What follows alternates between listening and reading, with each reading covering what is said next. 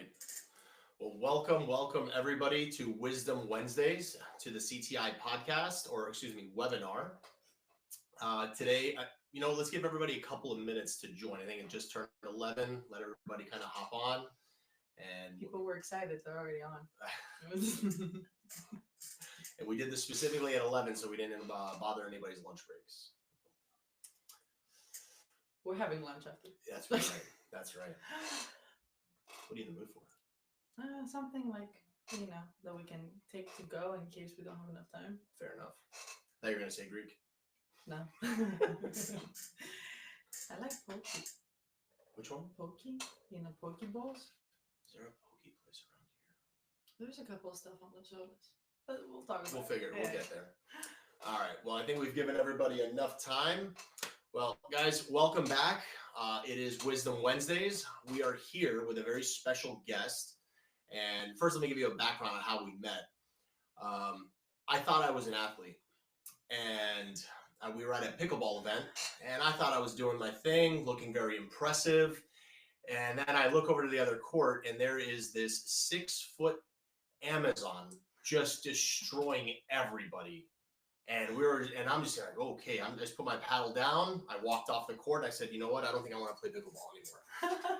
So we were at a charity event. It was a great time. And then afterwards, I went up to her and I'm like, hey, that was incredible. I don't know who you are, and I don't know how you're able to do that, but you made every guy here look terrible. So I want to congratulate you and tell you great job. Turns out she is a pretty decent tennis player, from what I understand. Was. Now pickleball. Now she's a pickleballer. And so I'm like, I got very interested. And then next thing you know, we started talking about some private equity things. And next thing you know, we have a lot more interest in common than we thought. And I was like, hey, I think this would be a great person to have on the podcast. Great story. So before I take any more of her thunder, this is Athena Philippopoulos. Got it? Absolutely. So Athena, welcome. Happy to have you. Thank you. So tell us, who are you? I'm Athena. Usually that's enough for people to get an idea of where I'm from, at least. Sure. So it's pretty self-explanatory that I'm from Greece, born and raised in Athens, but lucky enough to have dual citizenship. So life brought me into the States 6 years ago. 6 years ago? Yeah. So when you say life brought you? Family decision. We're like Greeks stick together, so we all moved together here, straight to Boca, actually. Is that right? That's right. So I think I wanted to ask you this before. How does a Greek family find the city of Boca Raton? By absolute chance. And good schools. My siblings are younger, okay, so they needed to go to school and continue their education. Great. So Boca had high ratings, and that's where we ended up. Fair enough. All right, so you get here 6 years ago. I'm assuming you came here for college? No, actually, it was my father's decision due to a job offer. Okay.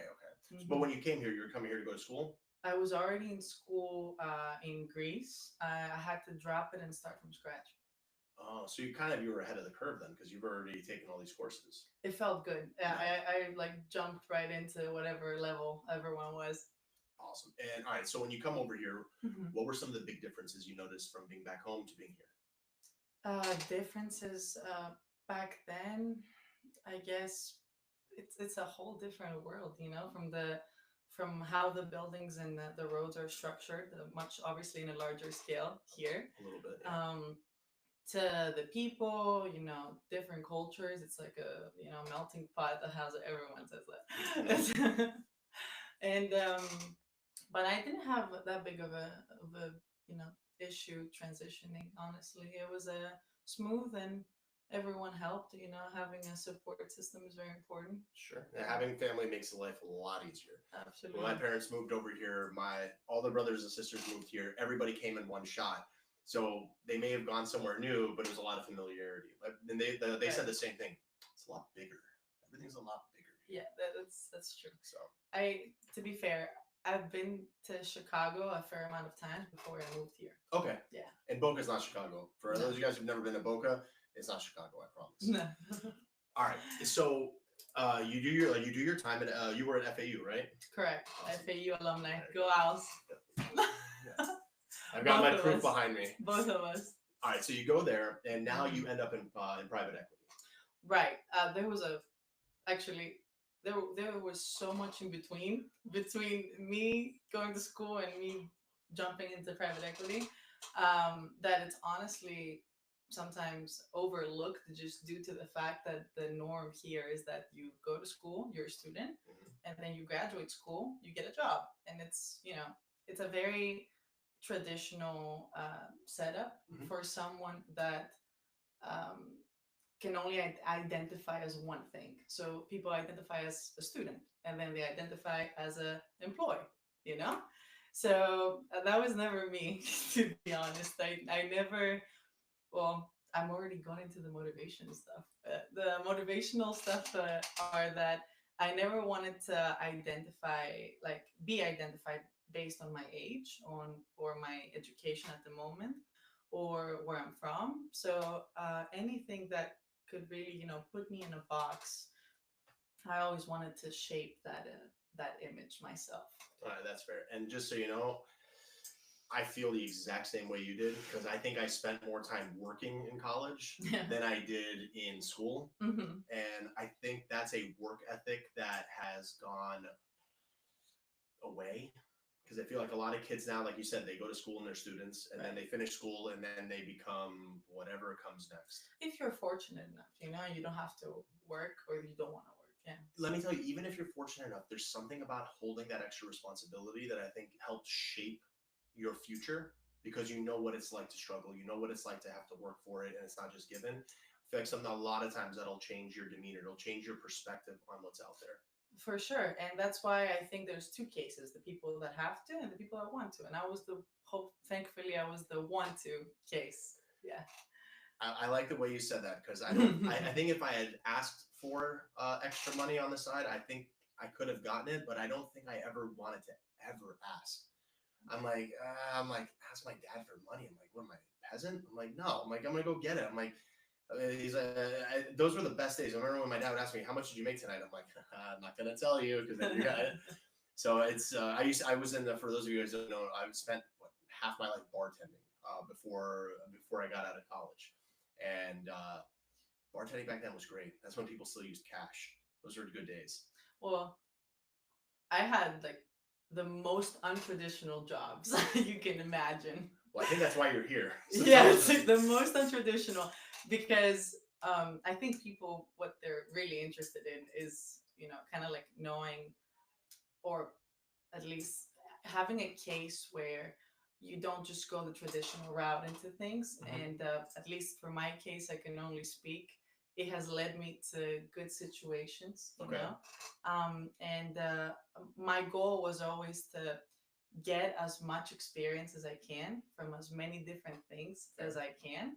So then by the time I'm done basically with college, I have a very good understanding of what I want to do. So then I don't have to figure it out then.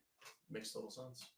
All right, so you had a ton of experiences, probably more than the average person, and it's gotten you into the wonderful world of private equity. So what would you say happened, or what were some of the things that came up that pushed you into that specific world? That's actually a great question, and it's a long one too. So be prepared.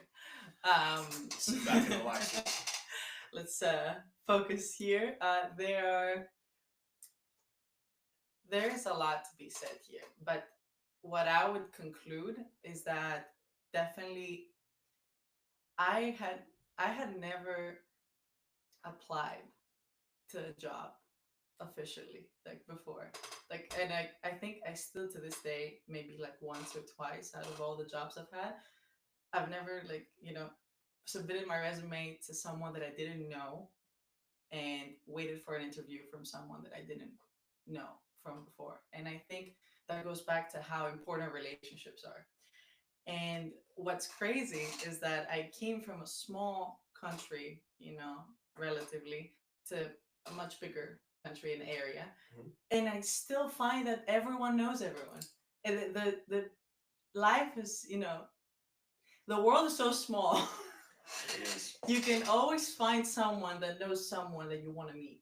7 degrees. 7 degrees of Kevin Bacon. It's exactly it's the rule. And so my at least lesson is that when I made the right impression and the right connections, Mhm. I not even chased. Like I always just found myself where I needed to be due to the genuine interest that I might have had into something. And that was a lot of things. So another tip that I guess led me into private equity is that I was always very diverse. So I was not the type of person that's specialized yet, obviously, in anything. So the fact that I had different interests, different skills, and the combination of them Mhm. really led to a beautiful mix and for the right fit, you know. And people have to see that. And if you don't present that to people that you are the right fit with the right skill set, they're never gonna see it. So I think it was a true combination of variety Mhm. and relationships. That's what I So would I say. think that's something that our audience should hear more of, and only because I feel like there has been a social regression in some of the youth. I see a lot of the kids. We do a lot of work with high school kids, with college kids to kind of prepare them for the real world. And one thing that we Sounds notice, familiar. yeah, they feel like they just need to go do what they're supposed to do and then move on, and then there's a job waiting for them. And there's a critical element there that's missing of the socialization. Hmm. And I try to tell everybody, because we're in staffing, so we pre-interview before they go interview. Literally. And they're like, well, what should I know? And I said, I always tell them the same thing. You're about to interview with somebody that's going to spend more time with you than they do their own family. Mm. What they're looking for is you have to do the things you have to do, right? If you tell them you're a Mhm. programmer, you have to be able to program. But more importantly, are you the kind of person they want to spend time with? Right. And then for you too, if you're interviewing, you have to think to yourself, is this the person I want to spend time with? Absolutely. And so the more you're able to socialize, I always tell everybody who's an introvert, next time you're on an elevator, just talk to the person about anything. What it'll help you do is it'll help you break down some of your uncomfortability, you may be self-conscious or whatever it may be. You just might be uncomfortable around people. Hmm. But the world is about people. There's only the times of you sitting in a basement and just doing your thing. Those times are coming and going. Hmm. You've got to evolve with the times, and we're seeing now more than ever, we have a more globalized society. You're going to have to be able to communicate with different people from different cultures, different backgrounds, different time zones.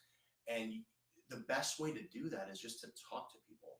Yeah. Like, for example, we're not sitting here today if I didn't just go up to her with, I just jokingly say, hey, you need to take it easy, you're beating up on the guys really bad, it's embarrassing. It was just like, just a friendly little joke, and next thing you know, she's on a podcast with us. If you want to take that step, like she just said she's never really applied to a job. That's crazy nowadays. Without knowing anyone. Right, that's crazy. So I want everybody to think about, you go to college, you graduate, and then you're sitting there, all right, so what do I do next? Well, when you're in college, who did you talk to? Like if if your parents are in business, are you talking to the people they do business with? If your friend, hell, I tell everybody, if you're at McDonald's and you're doing French fries, be the best French fry person you can. Talk to everybody that you can. You never know who you're gonna meet. Yeah. I'm sitting where I am here today because I had one of the guys I sold a line of credit to like We 15 talked years about ago. that. Yeah. Yeah, 15 years ago, I sold him a line of credit, and we just kept in contact just because it's a relationship that I created, and now I work here with him. Like now I'm helping him run his company, grow his company. Yeah. You never know what relationships can be, so value those. They can be everything in the future. May I just say something to the audience? Sure. I wanted to say that, by any means, I didn't want to come to the podcast and, act like I have achieved anything tremendous, because that's definitely not what I have done. I'm still very early in my career. Listen, if you're on this podcast, you've done something in life. I don't know. This is a pretty big podcast. Is this Joe Rogan?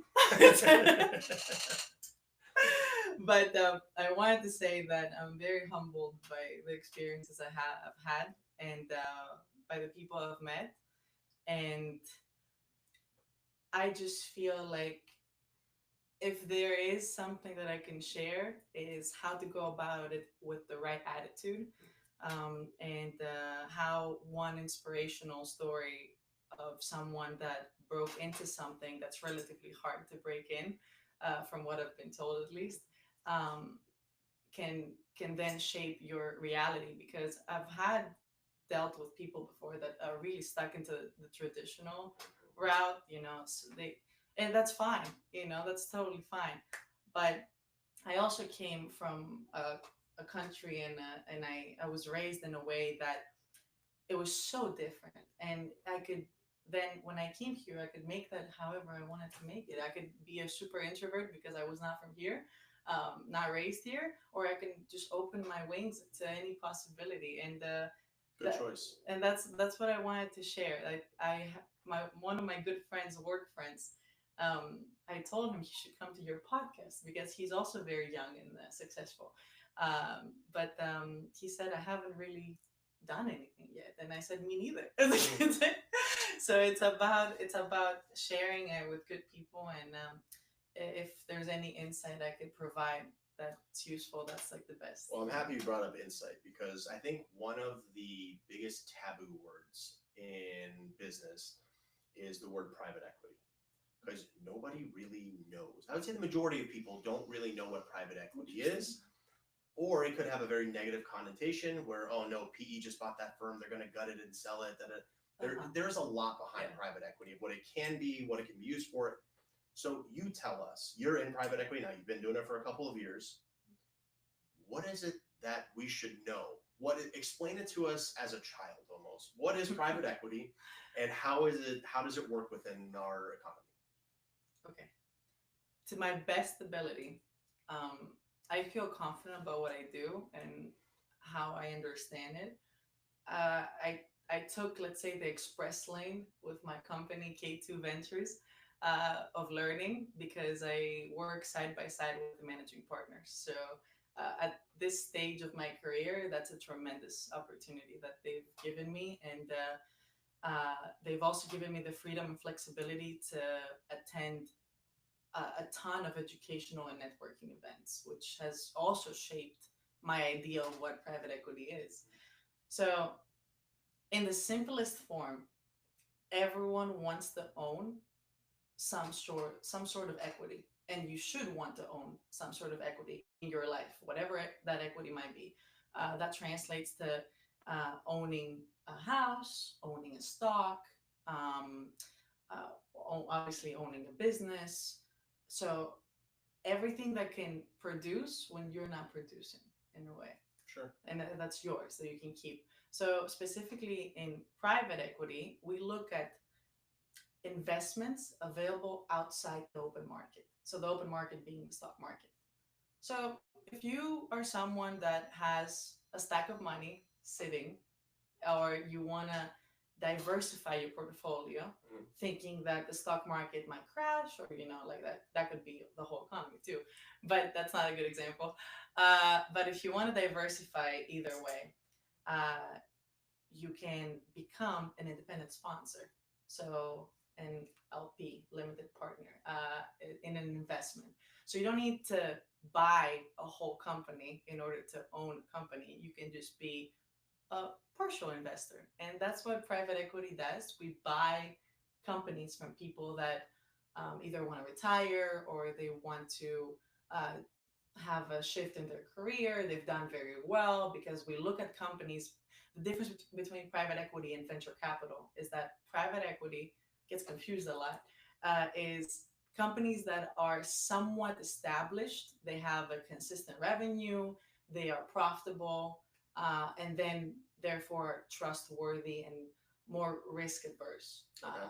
But venture capital is when a company might have little to no revenue, but you're betting on a higher return. So one, you're betting on somebody who's established. The other one, you're betting on a great idea. Right, but there's also the pros and cons, because course. when someone is already established and they've done all the work, there is a specific cap, It's a lower ceiling lower ceiling of, growth. of turnaround. Mhm. Exactly, because But on the venture capital, you could blow. You can be Facebook.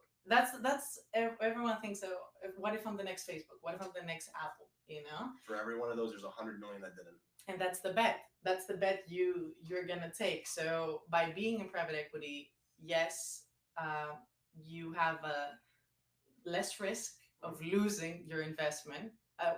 Sometimes worst case scenario is just getting back exactly the money that you put in. Okay. And the turnaround on a good deal is between 3 to 5 years.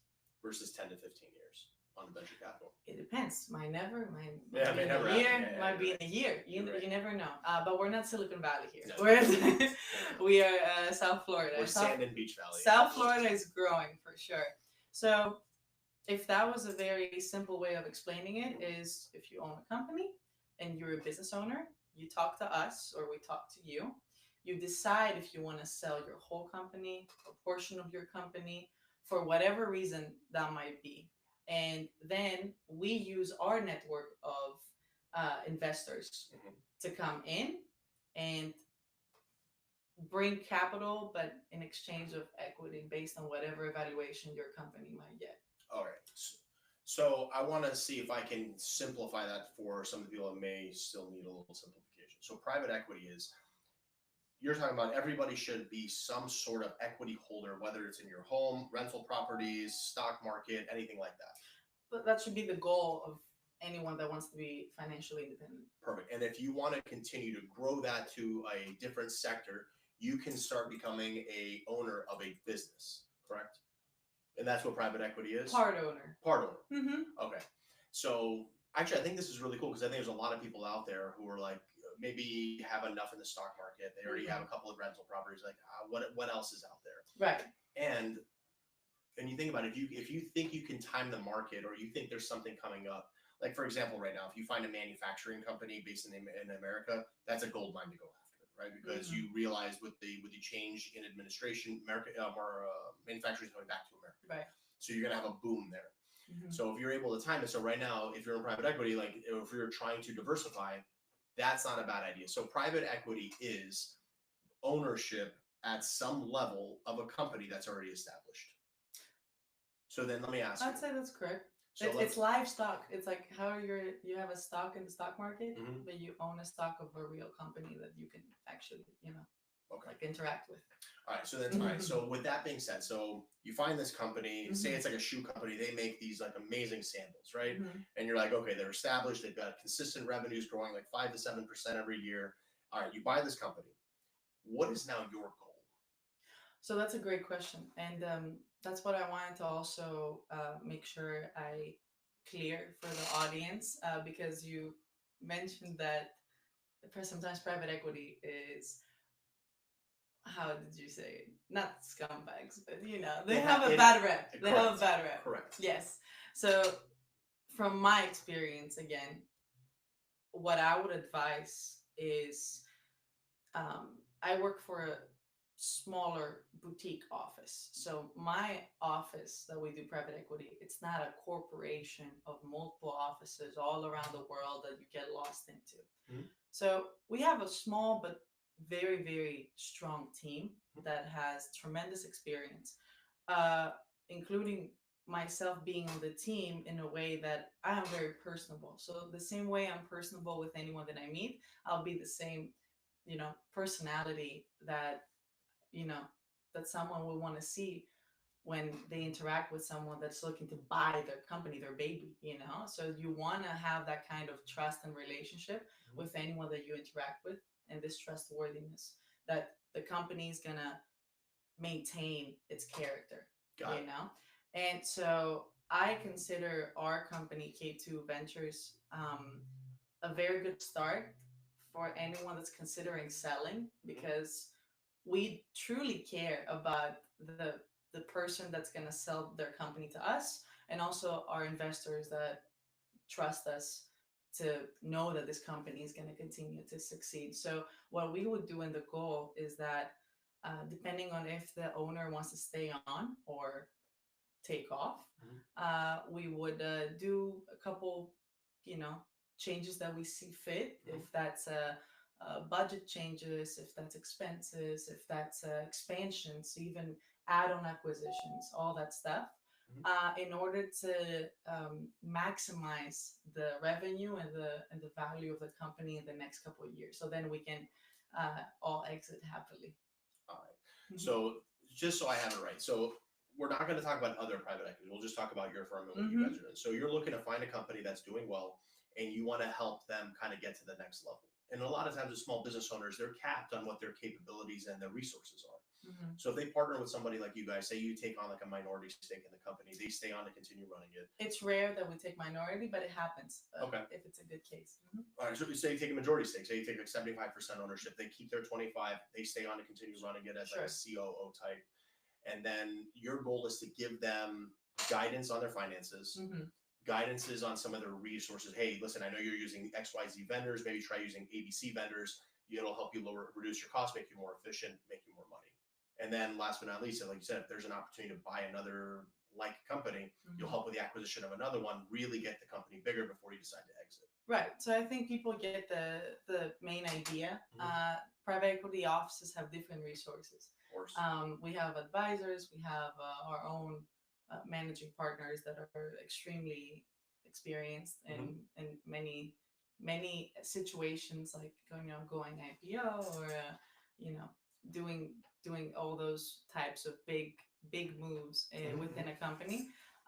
Even hiring again chief personnel. Okay. That's very important. That's very important to us.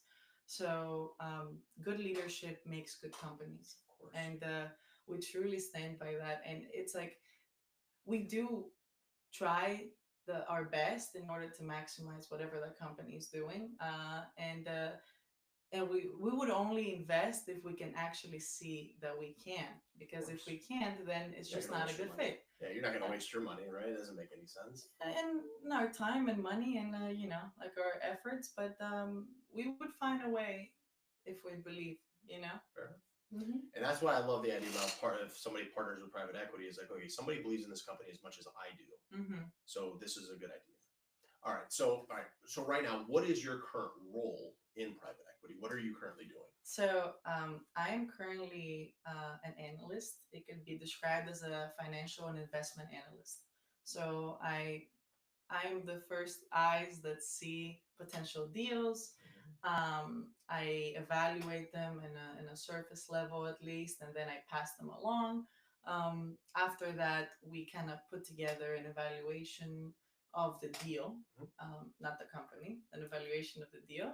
And like I said, we all work very closely in our office. So even though I am an analyst, I have an input in the decision making. At least that's how I feel, and I can show that with my knowledge and skill throughout the whole deal process. Then we go under an LOI, due diligence. That we outsource our services for due diligence, our accounting and legal. So all that is again managed by us, but done externally. And then when we get to the point where a company is under our portfolio, because we do deal by deal basis, we don't have a fund, then we continue to evaluate how we can make it better and keep in touch. Obviously, we have to have close relationships. So I'm also, I'd say, it's all part of my role. And I've been very in tune of doing business development for the company naturally, and all the marketing, PR, deal scouting, that all comes with the package. So I'm really happy you said that, because I have a very firm belief that every company has only two jobs. No matter what your title is, you only have two jobs. You're either in sales or you're in sales support. Because without revenues, you have no company, right? So I'm happy you said that even you're out there doing business development too. You have to. Even me, I'm like, my job is to run a recruitment team, run a sales team, do our finances, and at the same time, I'm also out there picking up business on the side too. Just why wouldn't you be? Right, absolutely.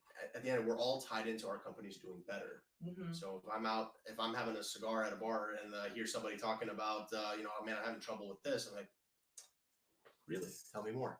And then next thing you know, you've got Only if it's genuine. I wouldn't fake it. Let me tell you, there's been I play a lot of golf. I've picked up plenty of customers on a golf course. I was at the gym the other day. We had a guy. He literally had a shirt talking about insurance, and I was like, "Well, we staff for insurance companies all the time." And he goes, "Wait, really?" And then we started talking. I said, "Listen, get back to your workout. We'll talk on Monday." He said, "Next thing you know, we've already put a couple people there too."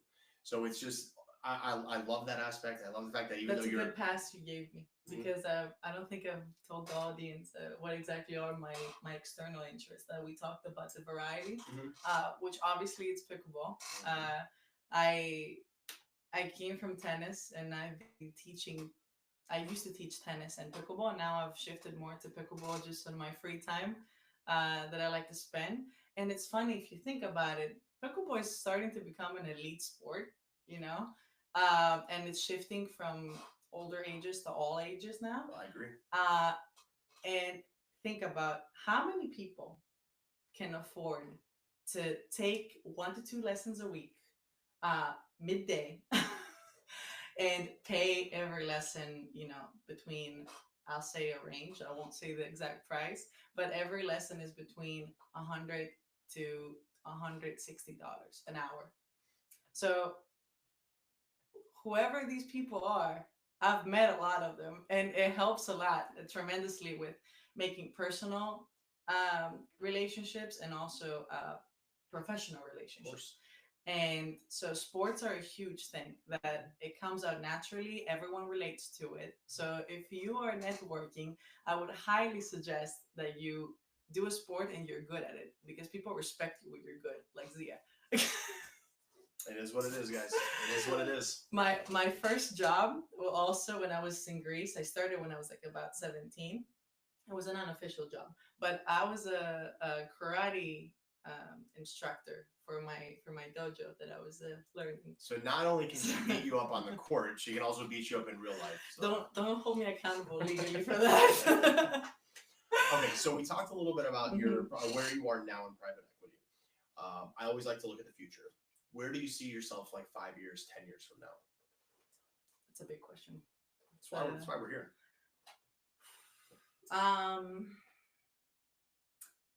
I think that life has its own way of bringing things. Sure. As of now, I'd like to stay close to my family. Sure.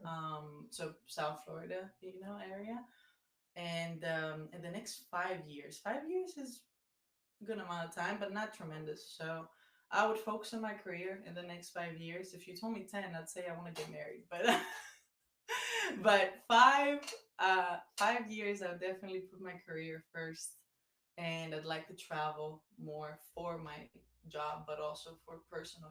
Like Sure. just to, it's that this is the time. This is the time to travel. That's it. So I would see myself traveling a good amount, and I wouldn't put myself in a job, description. Like I want to be a director or a partner or anything. I know that takes a long time, but what I do want to say is that I do want to feel this satisfaction from my work, even if I'm working for a private equity firm or if I'm working for myself, because at some point I feel like that's going to happen, learning all the things that I'm learning. Sure. I've always had this entrepreneurial tendency, but I never knew if that's going to be a direct course towards entrepreneurship or if I'm going to take the longer route into learning and then shifting. So I'm happy to learn as much as I can, and I am learning a tremendous amount of things about business and how to run. But I think that in the next 5 years, I see myself doing what I do on a higher level. Definitely closing deals, finding deals, which I think I've done a very good initial job on finding deals, because I'll say this for the people that know how private equity is or any sales related role. You have people that feed you deals that they get a cut from, and then you have your own deals that you source and are proprietary. So anything proprietary is usually better course. Because you can shape it however you want. You have a bigger say. There's no cut to anyone. So I feel like I have a natural tension of attracting those proprietary deals, especially in private equity, due to the fact that I have an extensive network from All your networking. oh my networking before my private equity role and after. Sure. So it's growing, and it's growing tremendously because of things like this webinar hash podcast. And I see myself in the deal making world, making those decisions, being out there. That's what I'd like to I love it. do. All right, so you've come a long way in a short amount of time. I'm not going to tell everybody your age, but you're not exactly. I'm in my 20s. Yeah. So you've come a lot. I would say most people in their 20s, including myself when I was there very short time ago, would say your 20s, you're trying to figure out your life. Your 30s, you work your ass off. And then in your 40s, you really start reaping the benefits. Mm-hmm. And let me tell you, it took every minute of my 20s for me to just figure stuff out. Yeah. You really look like you're kind of there, which is you're far ahead of the curve, which is awesome. So normally when people are able to do that, it's normally a combination of you've got a terrific head on your shoulders. You're very focused, disciplined, self-motivated, which is great. But there's also, you probably either had a mentor in life, you read a book that just clicked with you. Thank you. Something comes along that pushes you, kind of like the catalyst that gets you to the next level. Like we talk about books on this podcast all the time on here, just because I love them. I mean, I got my little mini collection back here of some of the stuff that I'd like to read. Have you read any of those? Oh no, they're all for show. I can barely read. No, one of my favorite ones is anything from Patrick Bet-David's awesome. Like he's written 2 books now, and he's got his 3rd one just came out. It's more fiction-y, but his business books are incredible. They really help you just focus on what's important. Like I think his first one was Your Next 5 Moves, and when you really put it in perspective, you're like, if you just focus on what's important, you will get so much further, so much faster. You know, it's so easy to get bogged down with things that aren't important that can make you busy. And so like after reading him, I'm like, okay, just focus on, like, all I care about is revenue growth and staying in the black. Those are the only 2 things. And if my day, and whenever I make a decision, it has to do with is improving revenue and is it profitable? If the answer is yes, we'll probably move forward with it. If it's no, we were going to switch CRMs earlier in the year. And I'm like, well, does this improve revenue? It's going to cost, it's actually going to hurt revenue because it's lower. And then, all right, well, is it going to improve profitability? I'm like, maybe. So I'm like, well, that's not a good idea. So we're like, although I loved it, it was more of an emotional decision. I'm like, well, no, we don't need to do that yet. When we get to a different point and we need to make a switch, then we do that.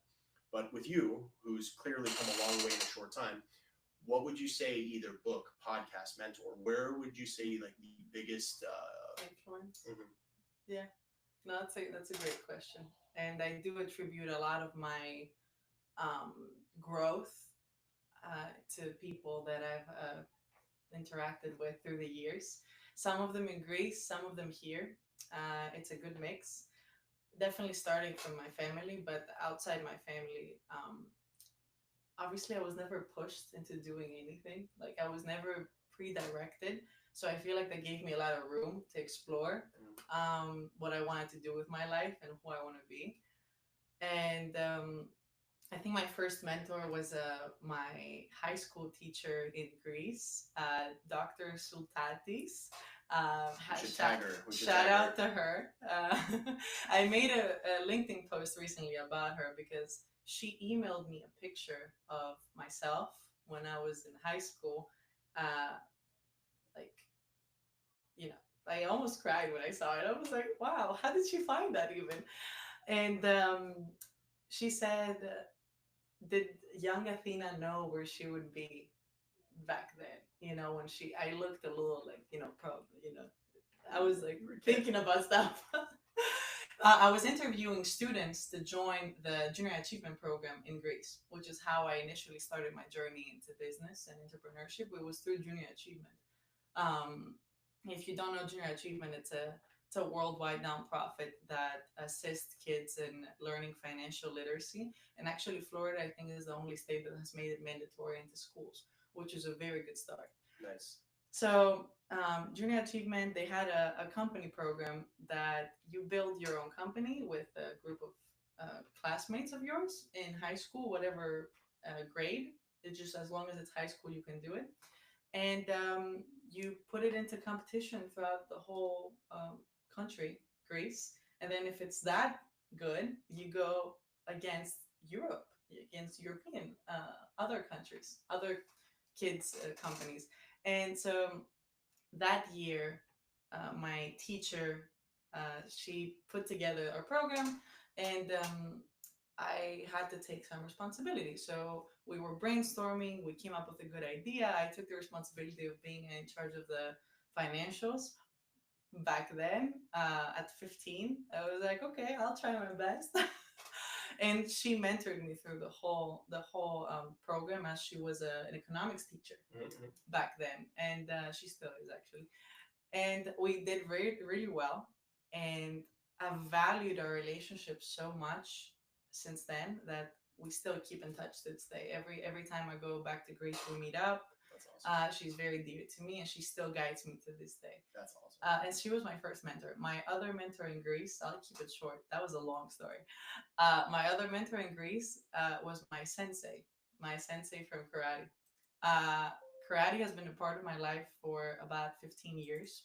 And I started when I was really young. Okay. And I started with my brother, and I ended up continuing alone because my brother, it wasn't his calling, but it was my calling for sure.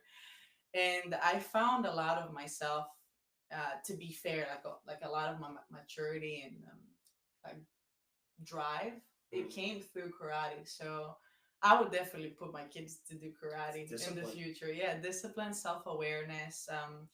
Everyone goes through phases where they're not sure of their confidence and of themselves, but karate really shaped my confidence, knowing what I can do physically and emotionally. Fair enough. And I think that was very big. And my sensei to this day, he's my teacher. He's still my spiritual Advisor. mentor. Yeah. Yes. Awesome. So then when I moved here, I've been lucky enough to have a couple mentors. One of my mentors was the VP of PepsiCo, that I got paired with for him to mentor me through an FAU program. But the good thing is that we developed such a good relationship that we continued after the term of the program. That's awesome. Then I had another mentor who, should I say his name? Shout out to him. It's up to you. Tushar, that's the first name. He is a very, very successful entrepreneur. He's taken two companies IPO by himself. Nice. And he's well beyond well off. Okay. But he still continues to this day to do entrepreneurial ventures and like using all these new technologies, AI, to create something new, just because he's so hungry for it. So he would tell me all these things, and I'm like, what? It was like, what? Like, no, you've done so well. Like, he doesn't get a rest. So yeah, we've noticed that the more successful you are, like the hunger never goes away. It's like a bottomless pit. So that's awesome. I don't know what I would do, but I definitely admire his drive. His drive was insane. He would work hours and hours and hours when he doesn't need to, and that's the most incredible thing. My most recent mentor, I'm gonna shout him out for sure. It's Christopher Burnett. He's recent because we met through pickleball very organically. He is extremely successful, and he was just voted Entrepreneur of the Year by EY. So he's very proud, and we're all very proud of him. And I'm just honored to know him. Honestly, that's awesome. He's a great overall role model for me, in a way that he's obviously very driven, and he has multiple companies that he owns and he manages, but he's also family oriented, extremely nice, extremely humble, cares about growing other people. And I think that's why I admire the most about him, and I'm looking forward to learning a lot from him in the near future. That's awesome. So Well, yeah. we will definitely put a shout out for all of your mentors. We'll put them out on the we'll put them out on some of the social media stuff we'll do afterwards. So that'll be Awesome. awesome. Awesome. Any books that have resonated with you, or any podcasts that you listen to that you like? So I've read a good amount of books throughout the years. I really like reading. I wasn't always like that, but then I realized that reading is an incredible thing. You transport, and it resonates with you so much better than any audio that you could ever listen when you read it. So I'll go to my most recent read, which is The Richest Man in Babylon, and that's what the Christopher actually gave me. He said, "I have this book. You know how like people that mentor people in on the regular, they just have stacks of books that they recommend, and they're like, here you go." I was like, so he just gave me the book, and he's like, read it. It helped me. It's actually Warren Buffett's favorite book. Mm-hmm. So almost done of reading that, and it's really good. It's a really good Anytime I read a book, my goal is not to memorize the book. It's I need to find 2 to 3 things from that book that I can implement in my day to day. So the fact that you read so many books, like man, you can't remember everything from every book. Yeah. You want to just remember what was the key of this? Why did I read this book? What did I get out of it? And you know, the funny thing is that sometimes some books are so good, I want to read them again. Sure. But I never have the time to read them again because I want to read new books. Sure. So it's tough. It's like going to a buffet. You know, it's like going to a buffet. Yeah. Man, that Mongolian chicken was great. I want more of it, but you know, the teriyaki chicken's here and the beef and broccoli's here. Absolutely. Clearly, you can tell I'm hungry because I've already pivoted to food. Clearly, but to end this book chapter on a personal note, I feel like I am in my most focused and driven era of my life. It goes by periods. It has ups and downs, but whenever I trade my free time for books instead of TV or Instagram or scrolling, I truly feel like I'm in tune with my best self in order to succeed. And it's a good guideline for me because sometimes I drift off, sometimes I'm consistent, but it's truly eye opening. I agree with you. I agree. Like getting social media out of your face and putting a book To read in. a book. Oh man, It's a conscious decision you have to make, very, very consciously. I think for a lot of people, it's they do the social media to kind of check out mentally, and when you're reading, you're checking back in. So it's all about how much more brain power can they use that day. Yeah. So one thing I will tell you is I'm a big audiobook person, and I feel like I'm able to check out while being checked in while doing that. So I feel like, and I'm a big fan of it because I drive a lot. We're always running around. So I drive a lot too. So when you got it on in the background, I mean, I think last book I was on a flight. I got half of it in on one way, half of it on the other way, and it was like perfect. So I agree with you. I think the more time you can spend not on social media, more time kind of just self-development. I actually listened to 2 audiobooks back to back because I drive a lot from Boca to Miami for my work. Back to back, Alex Hormozy, the $100 million sales and $100 million deals, and those 2 they were incredible to listen. He's the gym owner right down in California. Yeah, acquisitions.com. Yeah. Shout out to him. That guy's insane. I don't know him, but that would be he super is on. cool. I follow him, and let me tell you, that guy is. But he just had solid advice. It was like talking to me instead of reading a book that you need to be super, imagining things. If it's like a little bit more, the book it's a little more out there. But this was just direct knowledge, so that helped. Yeah, for sure. That's awesome. All right. So before we get into some of the questions from the audience, I have one more thing to ask you because it's something not bored yet. No, it's because it's something that I love to. Because I love to mix my extracurricular activities with work. Because I feel like, well, if I'm already kind of we talked about when I'm on the golf course and at the gym, business always comes up. Because normally I'm playing with guys that are about the same age as me. We're all in the same kind of place in life.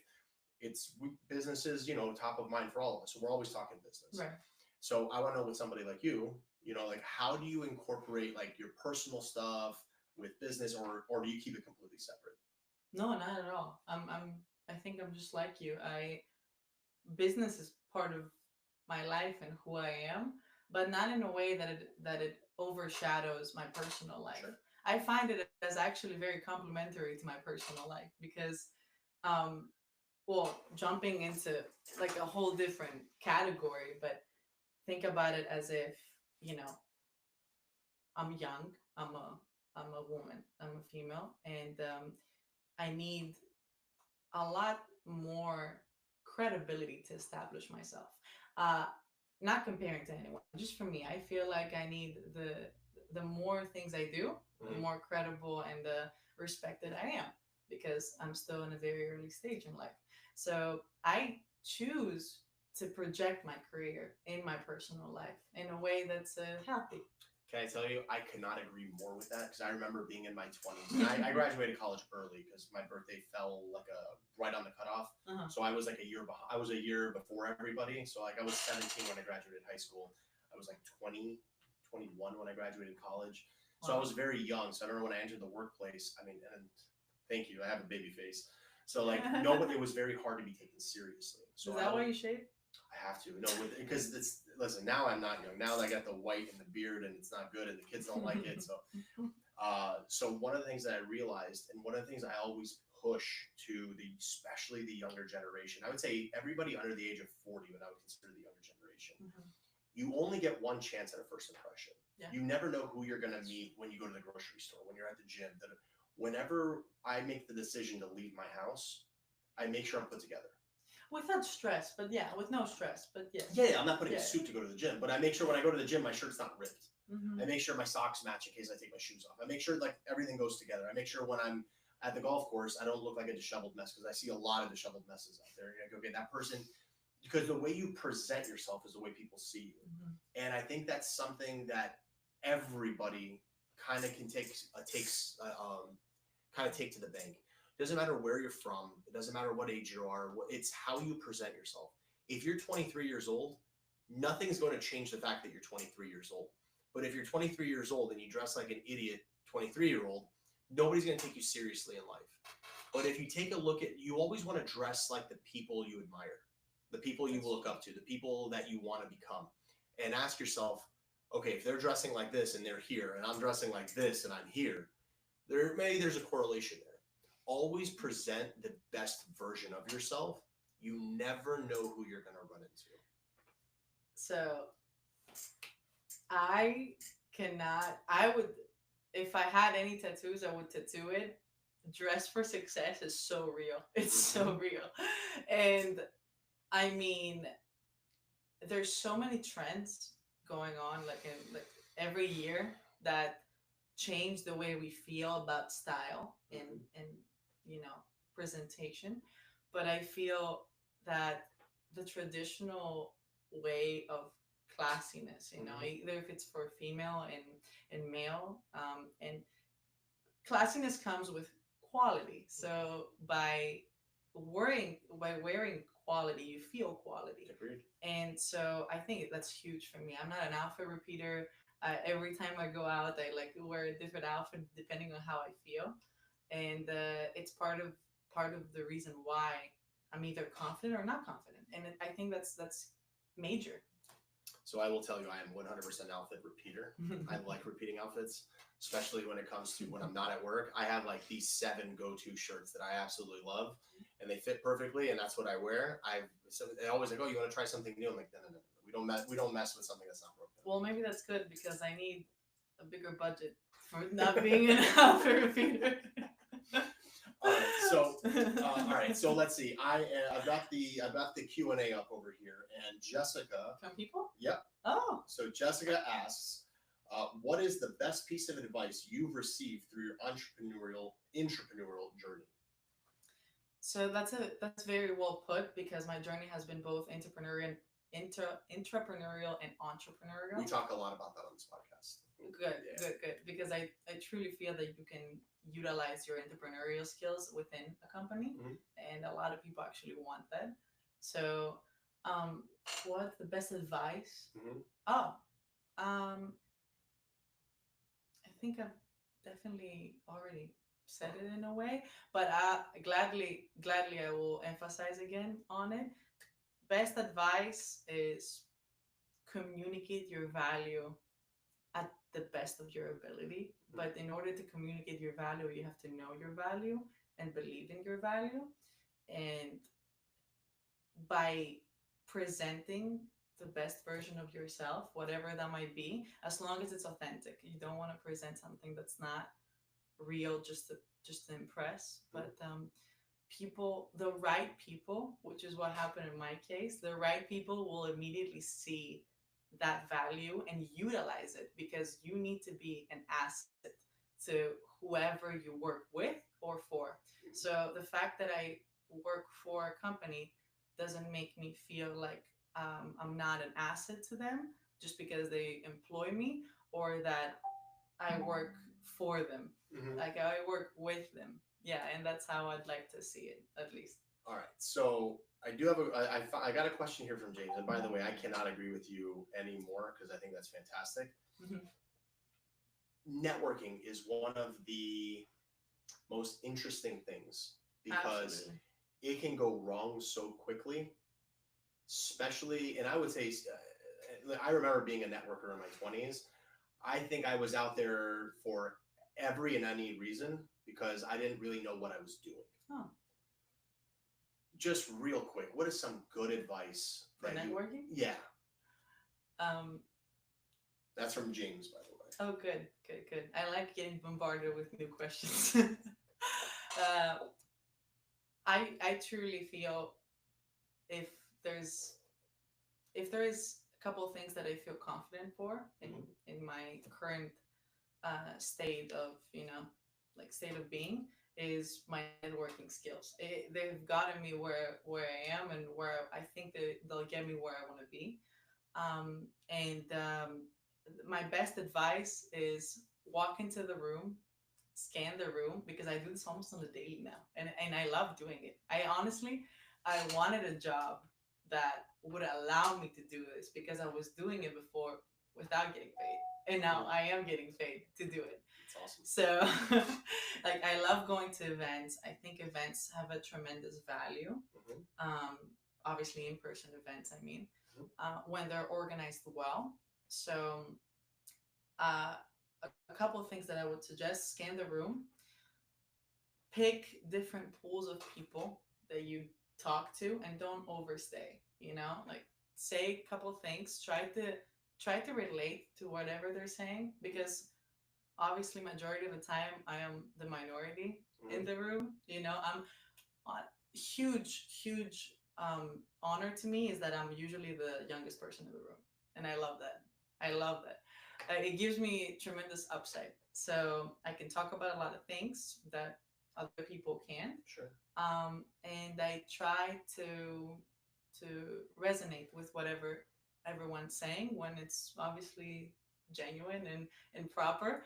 So jump from pool to pool of people, at a timely manner. Try to be personable, ask them about their job, their life, and they'll ask you back, hopefully. Yeah, if they're interested, yeah. Exactly. And one of one of my main traits as a communicator and a professional now, like going into how do you make networking into sales, or how do you make networking into deals, is connecting the dots. So there is this huge thing called referral network. So Sure. everyone has a referral network, someone that it's their go-to, that they're going to refer something when it comes up. They just have it on the top of their head. So if you become their first referral source, that's you won. And how do you become the referral source? You don't become the referral source by presenting your financials and saying, "Hey, I have the best financials." Yeah, I should be your referral source. No, you become the referral source by showing interest and showing that you understand exactly what they're talking about and what you need to do for them. So the moment you provide value to them, they will provide value to you. And I try to stand by that and connect the dots. Like, that's been a main thing for me. All right. So this question comes up, Okay. and it's a very interesting question because we have no idea what you're gonna say. And that's why we like it, because it could be anything. Okay. if you could go back and change something in your life, what would it be? And that's from Gabby. Mm, I'm not pretentious saying that, but I truly try to live with no regret. Fair enough. I tried to not reevaluate my decisions in the past because they've led me somehow to wherever I am.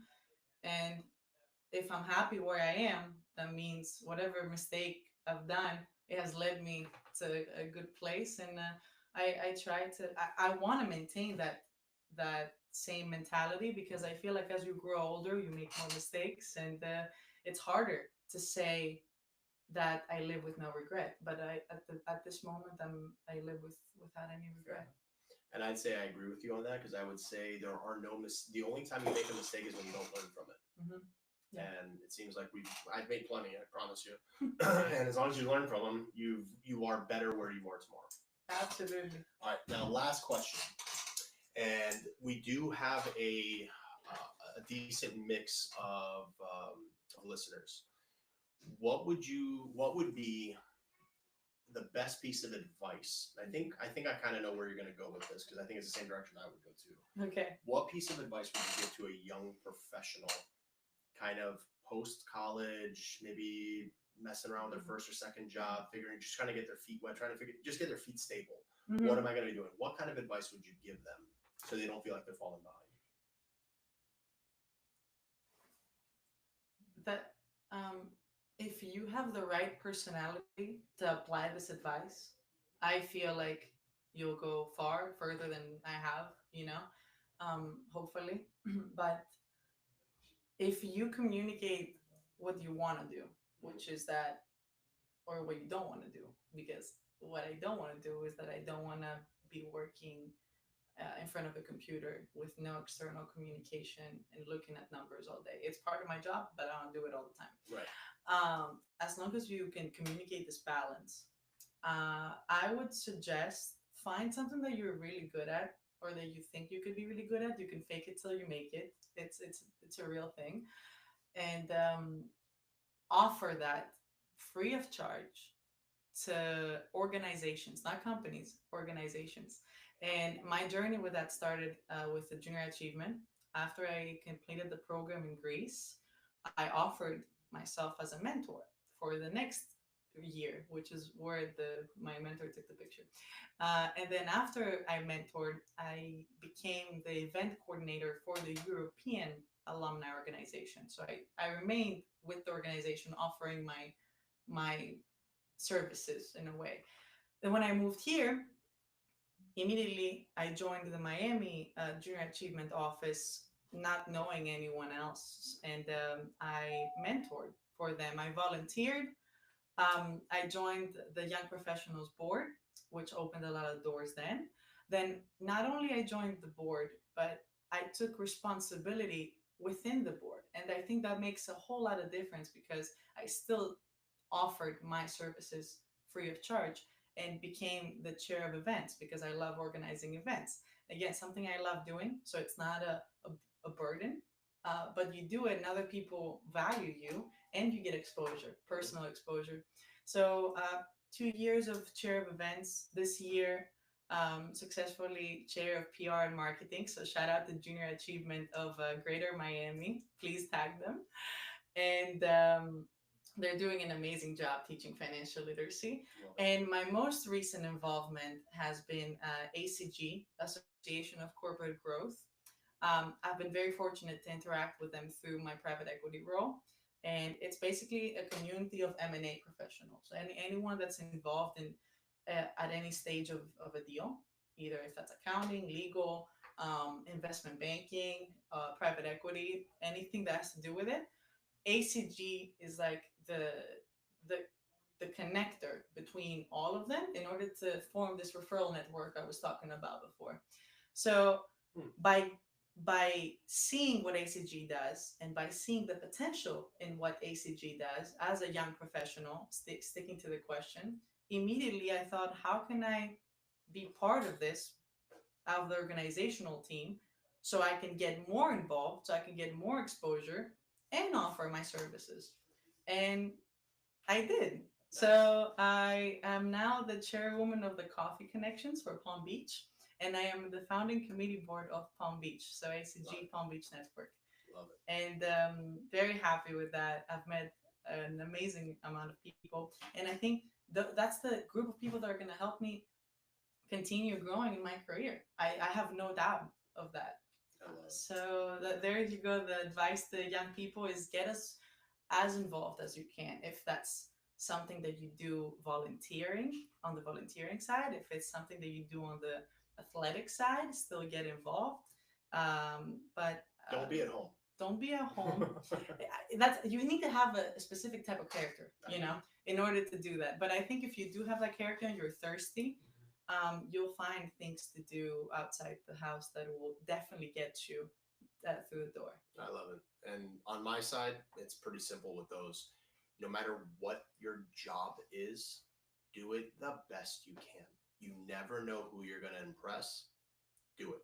And number two, if you're an introvert, work on being an extrovert. Work on your social skills. I promise you, nothing bad's going to happen. Just talk to people. What's the old Jerry Seinfeld joke? The number one fear in the world is public speaking. Number two is death. That means somebody would rather be in the coffin than giving the eulogy. Yeah. Overcome that. Talk to people. Oh, can I say one more thing? I took a class before I graduated didn't give me any credit. Like, no, I was already gonna graduate, but I took it.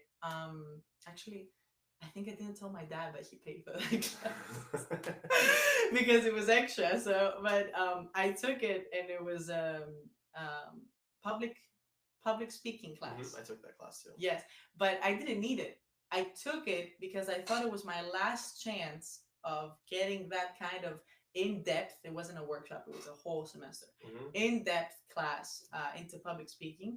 And now I love speaking. I love speaking to people, and I love public speaking because if I have something to say, I'll say it, and I'll try not to mumble. But it really helped me. So if you have the chance to do that, definitely do that. Yep. Shout out to FAU for giving us our degrees.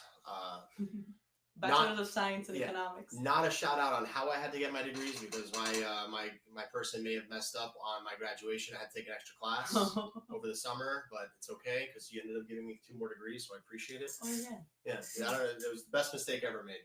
Other than that, guys, we appreciate you spending a little over an hour with us, which is a little longer than normal, but I figured since we had her in house, we should take advantage of it. We look forward to it, guys. Subscribe, like, share. If you like this content, if you have any, if you would tell us what you want to see in the future, what kind of people you want us to talk to, let us know. I thoroughly love this. I love talking to successful young people because that means this is the future of America. This is the future of everything we're creating here. So she's just one of those people. So I love it. We thank you everybody for your time, and we'll see you either next week or in the new year. I'm gonna have to double check the calendar. Bye, guys. Thank you.